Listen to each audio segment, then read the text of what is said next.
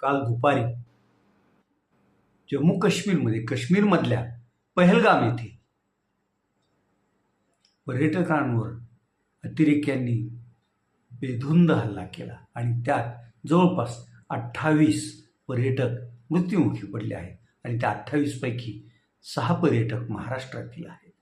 विशेष म्हणजे केंद्रीय गृहमंत्री अमित शहा हे पण काश्मीर दौऱ्यावर सध्या आहेत आणि तेही पहलगामच्या आसपासच मुक्कामात आहेत आणि असं असताना हा दहशतवादी हल्ला झाला आहे.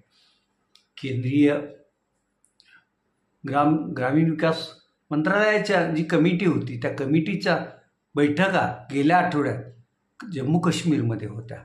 या कमिटीचे सदस्य म्हणून आपल्या धाराशिव लोकसभा मतदारसंघाचे ओमप्रकाश राजे निंबाळकर हे पण आहेत. हेही गेल्या आठवड्यात पहलगाम आणि त्याच्या आसपास या बैठकीच्या निमित्तानं काश्मीरमध्ये होते. ते तिथून